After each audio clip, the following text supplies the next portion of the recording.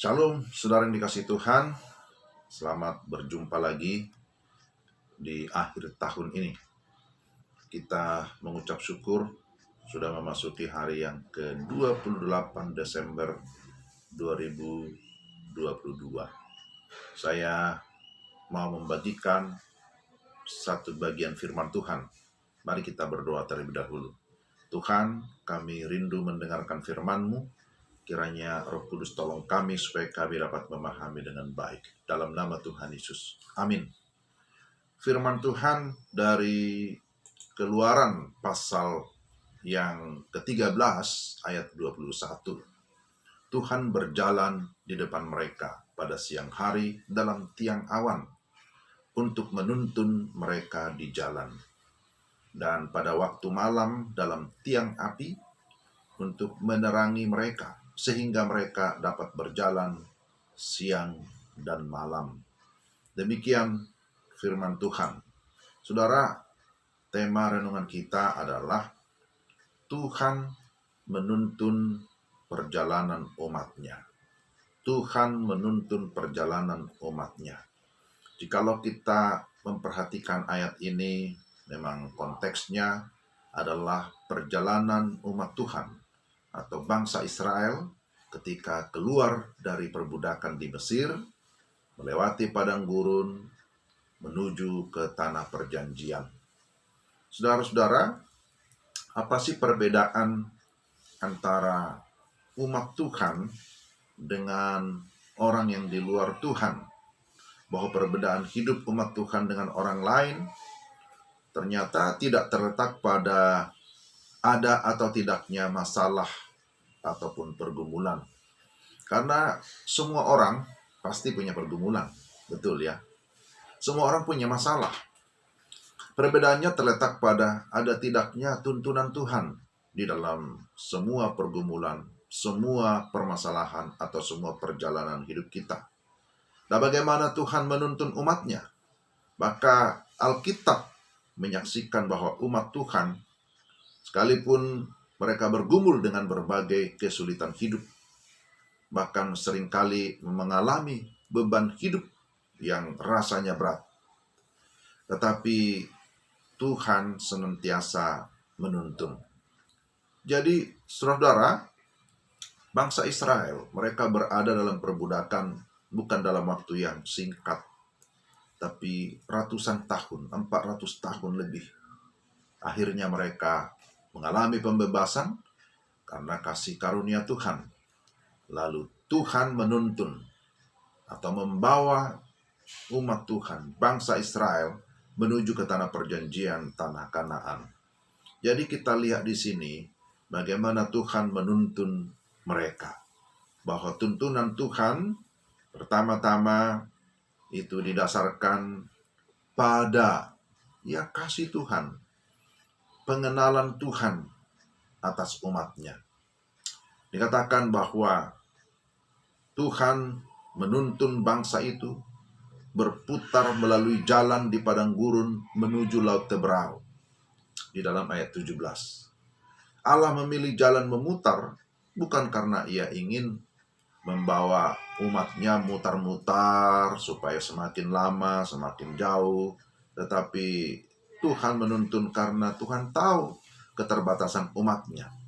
Tuhan tidak pernah mempermainkan kita ya. Tuhan tidak sedang mempermainkan umat-Nya, menyusahkan umat-Nya, tidak. Tetapi justru karena Tuhan tahu kelemahan umat-Nya, maka Tuhan memilih jalan yang menurut Tuhan adalah jalan yang terbaik bagi mereka. Allah tahu kelemahan maupun kekuatan kita, saudara-saudara. Allah tahu dari mana kita harus berjalan. Maka Dia memilih membawa mereka berputar melalui jalan di padang gurun. Karena Tuhan mau mendidik mereka. Tuhan mau menuntun mereka supaya siap melewati perjalanan yang sekalipun jauh, tetapi dalam tuntunan Tuhan. Jadi, saudara-saudara, Allah menuntun umat-Nya.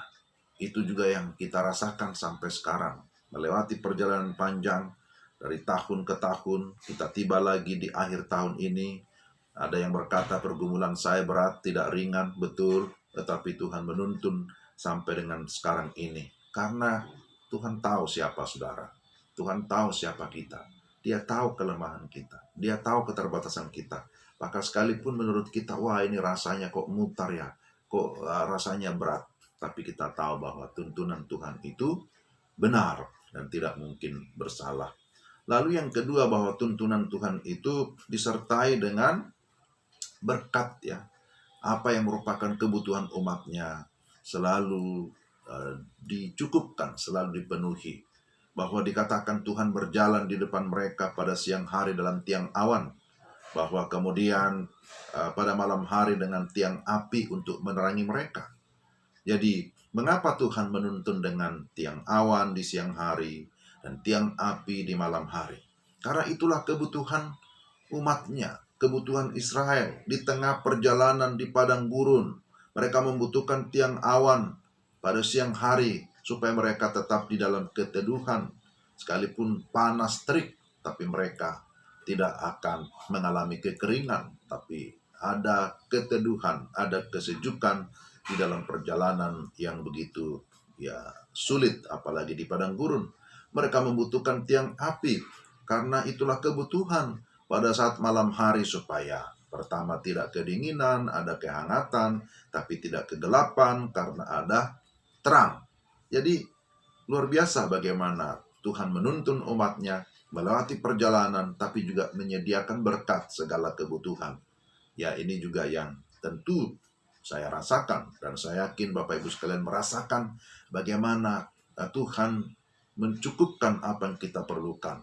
Jadi kita lihat bahwa Tuhan menuntun umatnya melewati padang gurun, ya, tapi juga terus menunjukkan arah ya dengan adanya tiang awan, tiang api. Itu menjadi sekaligus penunjuk arah bagi perjalanan mereka supaya mereka bisa sampai ke tujuan.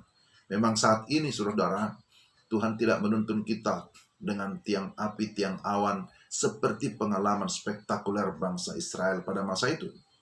Tapi Dia menuntun kita dengan caranya yang ajaib, sesuai dengan kebutuhan kita di masa kini. Bahwa Tuhan menuntun kita dengan firman-Nya.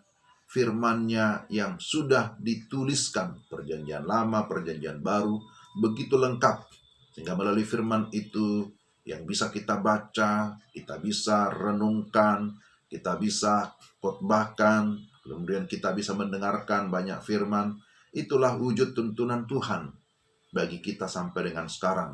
Jadi kalau ditanya apa kebutuhan utama kita, tentu kita tidak lagi menyatakan kebutuhan utama masalah makanan, minuman secara fisik, itu juga penting. Bukan lagi masalah yang namanya pakaian, tetapi kebutuhan utama kita adalah firman Tuhan yang menuntun kita sampai kepada kehidupan yang kekal di dalam kerajaan surga.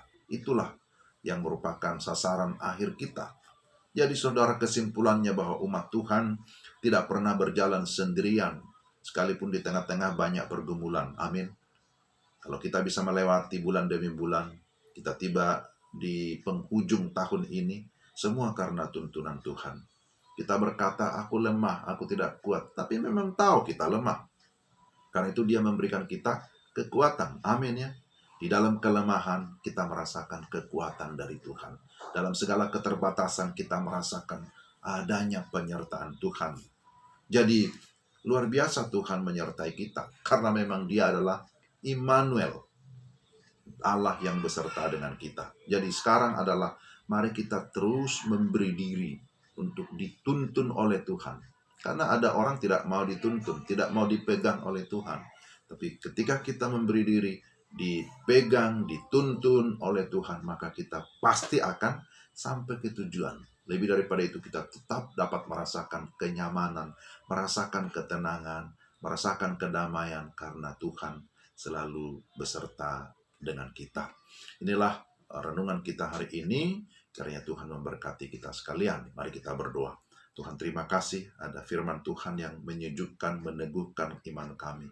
Kiranya Tuhan terus menuntun kami untuk dapat melewati tahun ini, memasuki lagi tahun yang akan datang dengan tetap dalam iman dan pengharapan kepada Tuhan. Terima kasih Tuhan, terpujilah Engkau dalam nama Tuhan Yesus. Amin.